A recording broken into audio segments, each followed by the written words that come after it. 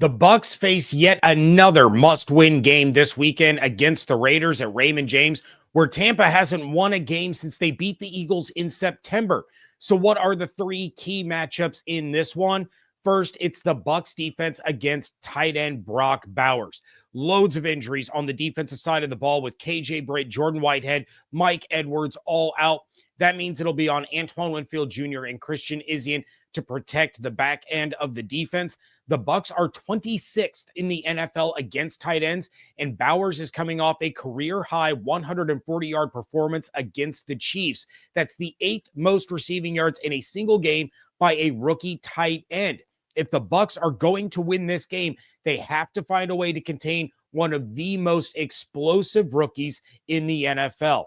The next matchup is Tristan Wirfs against Maxx Crosby. Wirfs is still dealing with a knee injury, and he's going to face an absolute game wrecker in Crosby this weekend. Wirfs is one of, if not the best left tackle in the NFL, but dealing with an injured knee and facing this kind of challenge could be trouble even for him.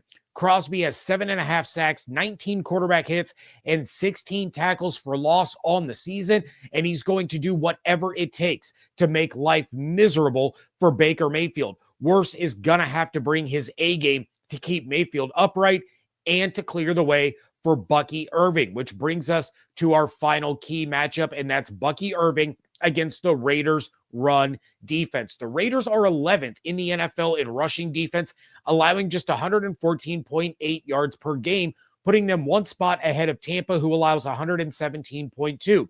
They have not allowed a 100-yard rusher since Chase Brown of the Bengals went for 120 at the beginning of November, and they have allowed 63 total rushing yards in each of their last two games. Bucky Irving is coming off his NFC Offensive Player of the Week win after rushing for 152 yards, finishing with 185 total yards against the Carolina Panthers, but he's been the driving force for the offense since they returned from the bye. Now that he's dealing with a hip injury, you wonder how effective he can really be. And if the Raiders are able to slow him down, that might just cause the rest of the offense to sputter as well.